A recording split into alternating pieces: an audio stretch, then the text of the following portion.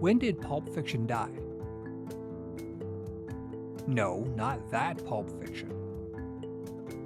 From the late 1800s through the late 1950s, tens of thousands of pulp magazines were published.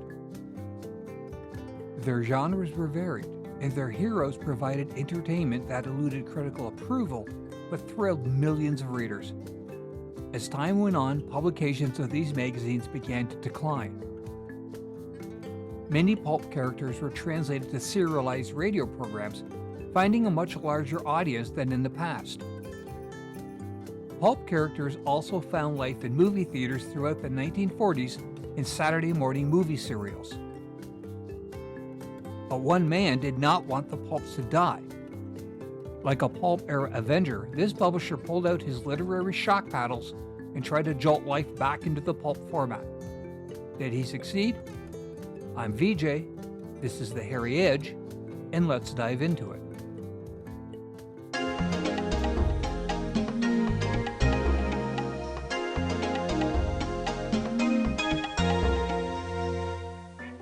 Direct-to-paperback publishing engendered a bit of a pulp revival in the 1970s. It was during that time that I first encountered some of these old pulp characters on bookstore shelves.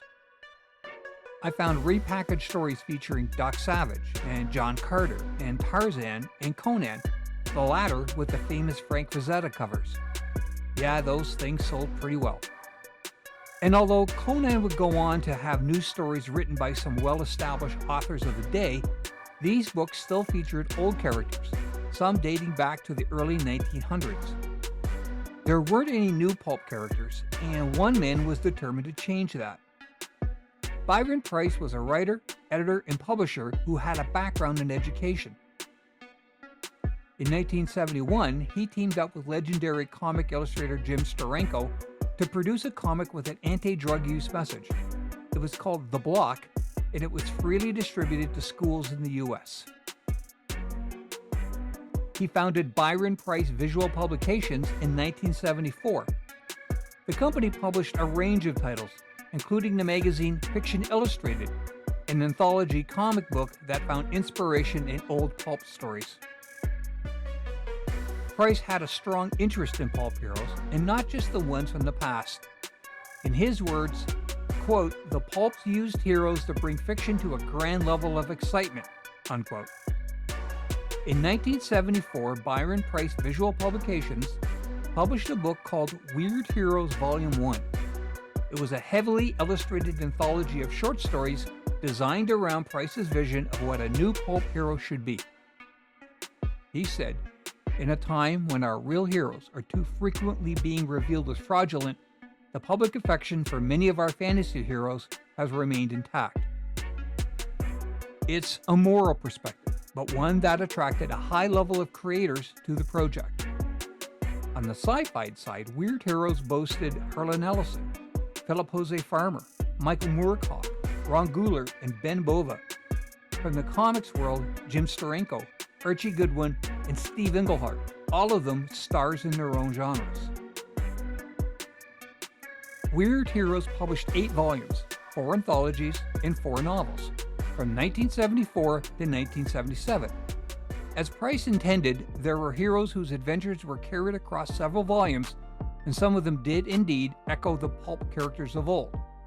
Ted White's Doc Phoenix is a kind of psychic detective who can enter people's minds and fight whatever evil lurks within. He is very much in the image of Doc Savage.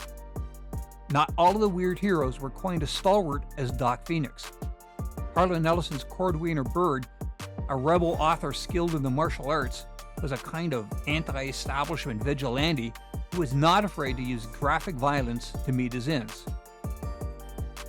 Philip Jose Farmer's Zeppelin-piloting Greatheart Silver does what Farmer did best, honoring pulp traditions while totally deconstructing them. But this video is not intended as a review of the Weird Hero stories. I'm more interested if Byron Price fulfilled his mission of creating new pulp heroes that would have a lasting impact on publishing. The last volume in the series, the anthology Weird Heroes 8, was published in 1977. Some of the characters did have life even after the series ended.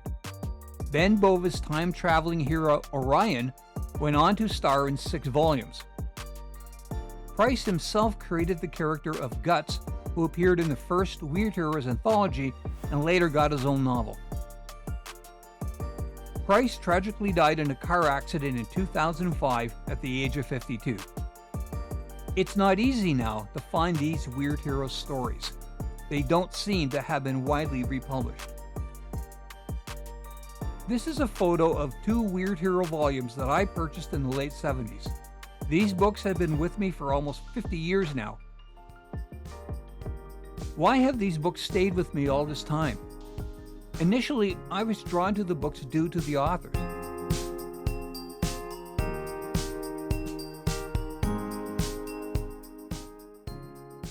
How about you? Do you know about the Weird Heroes? If you've read them, were you motivated by an existing affection for pulp literature, or were they your gateway drug into the genre? Please feel free to comment, and if you could, leave a like and subscribe if you find this kind of content interesting. Thanks.